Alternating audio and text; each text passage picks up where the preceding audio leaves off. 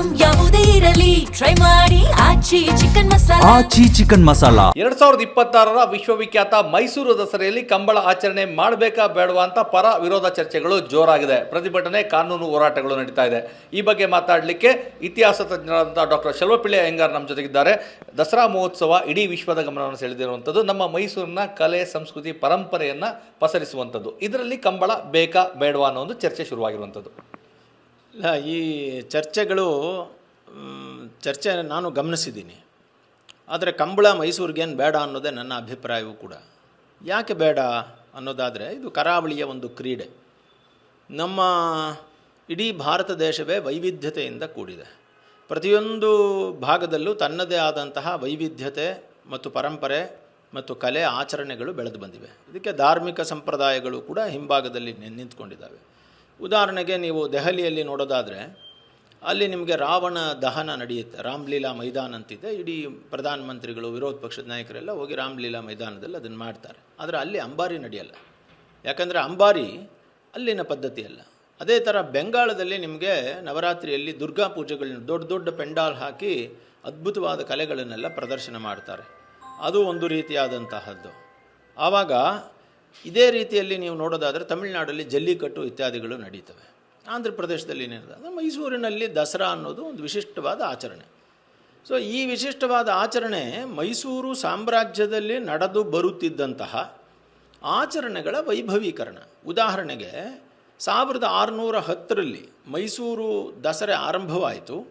ಇವರು ಇದನ್ನು ವಿಜಯನಗರ ಸಾಮ್ರಾಜ್ಯದಿಂದ ಅಳವಡಿಸ್ಕೊಂಡು ಒಂದು ಚೌಕಟ್ಟನ್ನು ಕೊಟ್ಟರು. ಇದೇ ರೀತಿ ಮಾಡಬೇಕು ಅಂತ ಚೌಕಟ್ಟನ್ನು ಕೊಟ್ಟರು. ಇದರ ಜೊತೆಗೆ ಇಲ್ಲೇ ಇದ್ದಂತಹ ಕೆಲವು ಆಚರಣೆಗಳಲ್ಲಿದ್ದಂತಹದ್ದನ್ನು ಇನ್ನೊಂದಷ್ಟು ವೈಭವೀಕರಣ ಮಾಡಿದ್ರೆ ಹೊರತು ಯಾವುದೋ ಬೇರೆ ಕಡೆಯಿಂದ ಯಾವುದನ್ನು ತರಲಿಲ್ಲ. ಈಗ ನೀವು ಫಾರಿನ್ ದೇಶಗಳಲ್ಲೆಲ್ಲ ಕಾರ್ನಿವಲ್ಸ್ಗಳು ನಡೀತವೆ. ಗೋವಾದಲ್ಲಿ ಕಾರ್ನಿವಲ್ಸ್ ಎಲ್ಲ ನಡೆಯುತ್ತೆ. ಅದೇ ಥರ ನಾವು ಮಾಡಬೇಕಾ ಅನ್ನೋದನ್ನು ನಮಗೆ ಯೋಚನೆ ಬರ್ತದೆ. ಹಾಗಾಗಿ ಕರಾವಳಿಯ ಆಚರಣೆಗಳನ್ನು ನೀವು ಕರಾವಳಿಯಲ್ಲಿ ಪ್ರೋತ್ಸಾಹ ಮಾಡಿ. ಮೈಸೂರು ದಸರೆಯಲ್ಲಿ ಹಿಂದಿನಿಂದ ನಡೆದು ಬಂದಿರುವಂತಹ ಪದ್ಧತಿಗಳನ್ನು ಪ್ರೋತ್ಸಾಹ ಮಾಡಿ. ನೋಡಿ, ಬಿಡದಿ ತಟ್ಟೆ ಇಡ್ಲಿ ಅಂದರೆ ಅದು ಬಿಡದಿಲಿ ಸಿಕ್ಕಿದ್ರೇ ಅದಕ್ಕೆ ಗೌರವ. ಬಿಡದಿ ತಟ್ಟೆ ಇಡ್ಲಿ ಇವಾಗ ಎಲ್ಲ ಕಡೆನೂ ಹೋಟ್ಲಲ್ಲಿ ಸಿಗ್ಬೋದು. ಆದ್ರೂ ನಿಮಗೆ ಅದರದ್ದು ಮೂಲ ಯಾವುದು? ಹಾಗೆಯೇ ಅಲ್ಲಿ ನೀವು ಅದನ್ನು ಹೆಚ್ಚು ಪ್ರಚಾರವನ್ನು ಮಾಡಬೇಕು. ನಾನು ಅದಕ್ಕೆ ಹೇಳಿದೆ, ಇವಾಗ 20-30 ಎಕರೆಯಷ್ಟು ಭೂಮಿ ಬೇಕು. ಆ ಭೂಮಿಯಲ್ಲಿರುವಂತಹ ಮರಗಿಡಗಳನ್ನೆಲ್ಲ ನೀವು ಕಡಿಬೇಕು. ಮತ್ತು ನೀರೇ ಇಲ್ಲದ ಬಯಲು ಸೀಮೆಯಾದಂತಹ ನಮ್ಮದನ್ನು ನೀವು ಅದನ್ನು ಗದ್ದೆಯಾಗಿ ಪರಿವರ್ತನೆ ಮಾಡಬೇಕು. ಅದಕ್ಕೆ ಬೇಕಾದಂತಹ ಕೋಣಗಳನ್ನು ನೀವು ಅಲ್ಲಿಂದನೇ ತೊಗೊಂಬರಬೇಕು ಮತ್ತು ಕ್ರೀಡೆಯನ್ನು ನಡೆಸಬೇಕು. ಸೊ ವಾರ್ಷಿಕವಾಗಿ 2 ದಿನ ನೀವು ಕ್ರೀಡೆಯನ್ನು ಮಾಡ್ತೀರಿ. ಬಾಕಿ ದಿನ ಆ ಜಮೀನನ್ನು ಏನು ಮಾಡ್ತೀರಿ? ಒಂದು ಸಾರ್ವಜನಿಕ ಆಸ್ತಿಯನ್ನು ನೀವು ಸಾರ್ವಜನಿಕವಾಗಿ, ನನ್ನ ಪ್ರಕಾರ 30 ಎಕರೆಯಲ್ಲಿ ಎಷ್ಟೋ ಜನ ಬಡವರಿಲ್ಲ, ಇಲ್ಲಿ ಮನೆ ಕಟ್ಕೊಡಿ. ಒಂದು ದಸರಾದ ಹೆಸರಿನಲ್ಲಿ ದಸರಾ ಕೂಟ ಮನೆಗಳು ಅಂತ ಹೇಳಿ, ಒಕ್ಕೂಟದ ಮನೆಗಳು ಅಂತ ಮಾಡಿ ಗ್ರೂಪ್ ಇದನ್ನು ಮಾಡಿ ಪ್ರತಿ ವರ್ಷ ದಸರಾದಲ್ಲಿ ಒಂದಷ್ಟು ಕೋಟಿ ಹಾಕಿ ನೀವು ಮನೆಗಳನ್ನು ಕೊಡಿ ಅವ್ರಿಗೆಲ್ಲ. ಸೊ ಇದು ಒಂದು. ಎರಡನೇದು, ಸಾರ್ವಜನಿಕವಾಗಿ 30 ಎಕರೆ ಜಮೀನು ಎಲ್ಲಿದೆ ಮೈಸೂರಿನಲ್ಲಿ? ಮೈಸೂರಲ್ಲಿ ಈಗಾಗಲೇ ಈ ಎಲ್ಲ ವಿಚಾರಗಳನ್ನು ಮಾಡೋದಕ್ಕೋಸ್ಕರ ಈಗಾಗಲೇ ಟ್ರಾಫಿಕ್ ಒತ್ತಡಗಳಾಗ್ತಾಯಿವೆ. ಇದನ್ನು ಹೆಂಗೆ ಮೇಂಟೈನ್ ಮಾಡ್ತೀರಿ? ಇದಕ್ಕೂ ಕಂಬಳಕ್ಕೂ ಮತ್ತು ದಸರಾಗೂ ಯಾವ ಸಂಬಂಧವನ್ನು ಹೇಳ್ತೀರಿ ನೀವು? ನನಗೆ ದಸರಾ ಆಚರಣೆ ಆಗ್ತಾ ಇರುವಂಥದ್ದು ಐತಿಹಾಸಿಕವಾಗಿ ಅಥವಾ ಪುರಾಣಗಳಿಂದ ಆಗ್ತಾ ಇರುವಂಥದ್ದು, ಯಾವ ಒಂದು ಮಹತ್ವದಲ್ಲಿ, ಯಾವ ಅಡಿಯಲ್ಲಿ ಈ ಒಂದು ಆಚರಣೆ ಆಗ್ತಾ ಇರುವಂಥದ್ದು? ದಸರಾ ಬಂದು ನಡೀತಾ ಇರೋದು ಧಾರ್ಮಿಕ ಮತ್ತು ಐತಿಹಾಸಿಕ ಪರಂಪರೆಗಳಿಂದ. ಸೊ ಧಾರ್ಮಿಕ ಪರಂಪರೆ ನಿಮಗೆಲ್ಲ ಗೊತ್ತೇ ಇದೆ. ಅದು ನವರಾತ್ರಿ ದೇವಿಯ ವೈಭವ ಮತ್ತು ಶ್ರೀರಾಮಚಂದ್ರನ ಒಂದು ವೈಭವ ಮತ್ತು ಮಹಾಭಾರತದ ಆಯುಧ ಪೂಜೆಯ ವೈಭವ, ಇದನ್ನೆಲ್ಲ ಒಂದು ಸೇರಿಸಿಕೊಂಡು ಮಾಡ್ತಾ ಇರುವಂತಹ ಒಂದು ಆಚರಣೆ. ಇದು ಇವತ್ತಿನ ಆಚರಣೆಯಲ್ಲ, ಸಾವಿರಾರು ವರ್ಷಗಳ ಆಚರಣೆ ನಡ್ಕೊಂಡು ಬರ್ತಾ ಇದೆ. ಕೆಲವು ಸಾಂಸ್ಕೃತಿಕ ಮೆರುಗನ್ನು ಕೊಟ್ಟಂಥದ್ದು ಮೈಸೂರಿನ ಅರಸರು. ಅವರೇನು ಮಾಡಿದ್ರು, ಬೇರೆ ಬೇರೆ ಕಡೆಯಲ್ಲಿ ಇದ್ದಂತಹ ಕಲೆಗಳನ್ನು, ಪ್ರದರ್ಶಕ ಕಲೆಗಳನ್ನು ಇಲ್ಲಿಗೆ ತಂದು ಆ ಪ್ರದರ್ಶಕ ಕಲೆಗಳನ್ನು ಪ್ರದರ್ಶಿಸಲು ಅನುಮತಿಯನ್ನು ನೀಡಿದರು. ಇದು ನಾವು ಶ್ರೀರಂಗಪಟ್ಟಣದಲ್ಲೇ ನೋಡ್ತೀವಿ. ನಿಜ, 57 ಆವತ್ತಿನ 56 ಆ ಕಾಲದಲ್ಲಿ ನಾನು ಹೇಳ್ತಾ ಇರೋದು, ಅಂಗವಂಗ ಕಳಿಂಗ ಕಾಶ್ಮೀರ ಕಾಂಬೋಜ ಸೌವೀರ ಸೌರಾಷ್ಟ್ರ ಮಹಾರಾಷ್ಟ್ರ ಮತ್ಸ್ಯ ಮಾಗಧ ಬಂಗಾಳ ಚೋಳ ನೇಪಾಳ ಮಲಯಾಳ ಅಂತೇಳಿ 56 ರಾಷ್ಟ್ರಗಳಿತ್ತು ಅಂತ ಹೇಳ್ತಾರೆ ಆ ಕಾಲಕ್ಕೆ.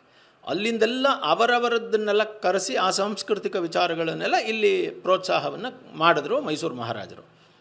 ಆದರೆ ಅವೆಲ್ಲವೂ ಕೂಡ ಆ ಕಾಲದಲ್ಲಿ 9 ದಿನಗಳ ಪ್ರದರ್ಶನಕ್ಕೆ ಸೀಮಿತವಾದಂಥದ್ದು. ಇದೆಲ್ಲ ಪರ್ಮನೆಂಟ್ ಸ್ಟ್ರಕ್ಚರ್ ಬೇಕಾಗಿರುವಂತಹದ್ದಲ್ಲ ಯಾವುದೂ.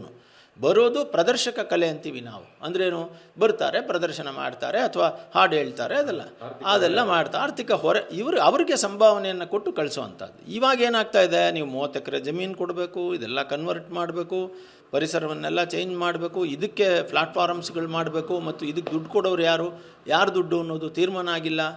ಪ್ರೈವೇಟ್ ಪಾರ್ಟಿ ಯಾರಾದರೂ 45 ಕೋಟಿ ಜಮೀನು ತಗೊಂಡು ಒಂದು ಕಂಬಳ ನಡೆಸೋದಾದರೆ ನೀವು ಕೇಳೋಕ್ಕೆ ಬರೋದಿಲ್ಲ. ಯಾಕೆ ಅಂತ ಹೇಳ್ತೀರಾ? ಕಂಬಳ ಆದರೂ ಮಾಡ್ಬೋದು, ಏನಾದರೂ ಮಾಡ್ಬೋದು, because it is their pocket money, ಅವ್ರದ್ದು ಪರ್ಸನಲ್ ಮನಿ, ಅವ್ರು ಮಾಡಲಿ. ಆದರೆ ಇದು ಸಾರ್ವಜನಿಕ ದುಡ್ಡಲ್ಲಿ ಮಾಡುವಾಗ ಈ ಪ್ರಶ್ನೆಗಳೆಲ್ಲ ಬರ್ತದೆ. ಯಾರು ಕೊಡೋರು, ಯಾಕೆ ಮಾಡ್ತಾಯಿದ್ದೀರಿ?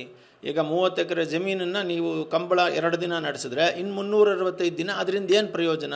ಯಾರು ಅದರದ್ದು ಖರ್ಚು ನೋಡ್ಕೊಳ್ತಾರೆ, ವೆಚ್ಚ, ಇದೆಲ್ಲ ಬರ್ತದೆ. ಒಂದು. ಎರಡನೇದು ಪ್ರಶ್ನೆ ಈ ಒಂದು ಕಂಬಳ ಆಚರಣೆಯಿಂದಾಗಿ ನಮ್ಮ ಮೈಸೂರಿನ ಸಂಸ್ಕೃತಿ ಪರಂಪರೆ ಮೇಲೆ ಏರಿಕೆ ಆಗುತ್ತಾ ಅಂತದು? ಅಲ್ಲ, ಹೇರಿಕೆ ಅಂತ ನಾನೇನು ಬಯಸೋದಿಲ್ಲ, ಅಥವಾ ಹೇರಿಕೆ ಆಗ್ಬಿಡೋದಿಲ್ಲ ಅಂತಲೇ ಅಂದ್ಕೊಂಡ್ರೂ ನೀವು ಕಂಬಳದ ಪ್ರಸ್ತುತತೆಯನ್ನು ಫಸ್ಟ್ ಫಿಕ್ಸ್ ಮಾಡಬೇಕಲ್ಲ. ನೀವು ಹೇರಿಕೆನ ಅಲ್ವಾ ಅಂತ ಆಮೇಲೆ ಯೋಚನೆ ಮಾಡೋಣ. ದಸರಾಗೂ ಇದಕ್ಕೂ ಏನು, ಯಾರೋ ಹೇಳ್ತಾ ಇದ್ರು ಮೈಸೂರು ಮಹಾರಾಜರು ಕಂಬಳವನ್ನು ಪ್ರೋತ್ಸಾಹ ಮಾಡಿದ್ದಾರೆ. ನಿಜ, ಯಾವುದೇ ರಾಜರಾದ್ರೂ ಇವತ್ತಿನ ಪ್ರಧಾನಮಂತ್ರಿಗಳು ಎಲ್ಲವನ್ನೂ ಪ್ರೋತ್ಸಾಹ ಮಾಡಿದ್ದಾರೆ. ಹಾಗಾದರೆ ಆಯಾ ಕ್ಷೇತ್ರಗಳಿಗೆ ಅದು ಪ್ರೋತ್ಸಾಹ. ಒಂದು ಕೆಲಸ ಮಾಡಿ ನೀವು, ನಾನು ಅದನ್ನು ಹೇಳಿದೆ, ಕಂಬಳವನ್ನು ಸಾರ್ವಜನಿಕವಾಗಿ ಅಥವಾ ಜಾಗತಿಕವಾಗಿ ನೀವು ಅದನ್ನು ಮೇಲಿಡಿಬೇಕು, ಅಥವಾ ಅದರದ್ದು ವೈಭವ ಹಿಡಿಬೇಕು, ಎತ್ತಿಡಿಬೇಕು ಅನ್ನೋದಾದರೆ ಕಂಬಳದ ಬಗ್ಗೆ ಒಂದು ಟ್ಯಾಬ್ಲೋ ಮಾಡಿ, ಅಲ್ಲಿಗೆ ಆಕರ್ಷಿಸಿ ನೀವು ಜನನ. ಎಲ್ಲಿ ಕಂಬಳ ನಡೀತಾ ಇದೆಯೋ ಕರಾವಳಿಲಿ ಅಲ್ಲಿ ಆಕರ್ಷಿಸಿ. ಅದು ಬಿಟ್ಟು ಆ ಕರಾವಳಿನೇ ಶಿಫ್ಟ್ ಮಾಡ್ತಿದ್ದೀರಿ ನೀವು ಇಲ್ಲಿಗೆ. ಅಲ್ಲಿಗೆ ದಸರಾ ಅಂಬಾರಿನ ಅಲ್ಲಿ ಮಾಡಿದ್ರೆ ಅದು ಅಂಬಾರಿ ಫೇಮಸ್ ಆಗುತ್ತೇನು? ಸೊ ಹಾಗಿದ್ದರೆ ಮೈಸೂರು ದಸರಾವನ್ನು ನೀವು ಎಲ್ಲ ಕಡೆನೂ ಮಾಡೋಕ್ಕೆ ಟ್ರೈ ಮಾಡ್ತೀರೇನು? ಮೈಸೂರು ದಸರಾ ಎಷ್ಟೊಂದು ಸುಂದರ ಅಂತ ಬಂದಿರೋದು ಇಲ್ಲಿ ಮಾಡಿದ್ರೆ ಮಾತ್ರ, ಇಲ್ಲಿ ಆನೆಗಳು ಬಂದರೆ ಮಾತ್ರ, ಇಲ್ಲಿನ ಪರಂಪರೆ ಮಾತ್ರ. ನೀವು ಹೊಸದಾಗಿ ನೀವು ಅಂಬಾರಿ ಮೇಲೆ ಇಟ್ಟು ಆನೆನೇ ಇಟ್ಟು ಬೇರೆ ಕಡೆ ಸ್ಟಾರ್ಟ್ ಮಾಡಿ ಇಷ್ಟು ವೈಭವ ಬರಲ್ಲ. ಹಾಗಾಗಿ ನೀವು ಶಿರಸಿ ಮಾರಿಕಾಂಬಾ ಜಾತ್ರೆ ಮಾಡ್ತೀರಾ, ಅದು ಅಲ್ಲಿ ಅದು ಚೆನ್ನಾಗಿ ಮಾಡಿ. ವೈರಮುಡಿ ಜಾತ್ರೆ ಮಾಡ್ತೀರಾ, ಮೇಲ್ಕೋಟೆಯಲ್ಲಿ ಮಾಡಿ. ತುಲಾ ಸಂಕ್ರಮಣ ಮಾಡ್ತೀರಾ, ಕೊಡಗಲ್ಲಿ ಮಾಡಿ. ಹಾಗೆಯೇ ನೀವು ಶರಣ ಬಸಪ್ಪ ಅಪ್ಪನ ಜಾತ್ರೆಯನ್ನು ಅಲ್ಲಿ ಮಾಡಿ, ತುಂಬ ಚೆನ್ನಾಗಿದೆ. ಹಾಗೆಲ್ಲ ಕೊಟ್ಟೂರೇಶ್ವರ ಜಾತ್ರೆಗಳು, ಮಲೆಮಹದೇಶ್ವರ, ಎಲ್ಲ ಆಯಾ ಜಾಗಗಳು ಸಮೃದ್ಧಿ ಆಗಬೇಕು. ಕಂಬಳಕ್ಕೂ ಸರ್ಕಾರ ಪ್ರೋತ್ಸಾಹ ಕೊಡಲಿ, ಕಂಬಳವನ್ನು ಉತ್ತೇಜಿಸಲಿ, ಪ್ರಪಂಚ ಪೂರ್ತಿ ಬಂದು ಕಂಬಳ ನೋಡೋಂಗೆ ಮಾಡಿ. ಅದು ಕರಾವಳಿಲಿ ಮಾಡಿ. ಅದನ್ನು ಯಾಕೆ ಮೈಸೂರಿಗೆ ತೊಗೊಂಬಂದು ಇಲ್ಲಿ ದಸರಾದ ಮಧ್ಯದಲ್ಲಿ ಇಟ್ಟು ದಸರಾದಿಂದ ಕಂಬಳಕ್ಕೆ ಹೆಸರು ಬರಬೇಕು ಅನ್ನೋದರಲ್ಲಿ ಆಸಕ್ತಿ ನನಗೂ ಅದರಲ್ಲೇನು ಅದೇನು ಸರಿ ಅಂತ ಅನಿಸ್ಲಿಲ್ಲ. ಇದು ಇತಿಹಾಸ ತಜ್ಞ ಡಾಕ್ಟರ್ ಶೆಲ್ವಪಿಳ್ಳಿ ಅಯ್ಯಂಗಾರ್ ಅವರ ಸ್ಪಷ್ಟವಾದಂತಹ ಮಾತುಗಳು. ಕಂಬಳಕ್ಕೆ ನಮ್ಮ ವಿರೋಧ ಇಲ್ಲ, ಆದರೆ ದಸರಾ ಮಧ್ಯದಲ್ಲಿ ಕಂಬಳದ ಅವಶ್ಯಕತೆ ಇಲ್ಲ. ಕರಾವಳಿಯಲ್ಲಿ ಕಂಬಳ ಸುಂದರವಾಗಿರುತ್ತೆ, ದಸರಾ ಮೈಸೂರಿಗೆ ಸುಂದರ. ಹೀಗಾಗಿ ಆಯಾ ಸ್ಥಳ ಪುರಾಣ, ಸ್ಥಳ ಮಹಿಮೆ ಅನುಗುಣವಾಗಿ ಆಯಾ ಕ್ಷೇತ್ರಗಳಲ್ಲಿ ಯಾವ ಆಚರಣೆಗಳಿದೆ ಅದನ್ನು ಮಾಡಿದ್ರೆ ಸೂಕ್ತ. ಯಾವುದೇ ಕಾರಣಕ್ಕೂ ದಸರಾದಲ್ಲಿ ಕಂಬಳದ ಅವಶ್ಯಕತೆ ಇಲ್ಲ ಅನ್ನೋ ಮಾತುಗಳನ್ನು ಸ್ಪಷ್ಟಪಡಿಸಿರುವಂಥದ್ದು. ಕ್ಯಾಮ್ರಾ ಪರ್ಸನ್ ಜೀವನ್ ಜೊತೆ ರಾಮ್, TV9.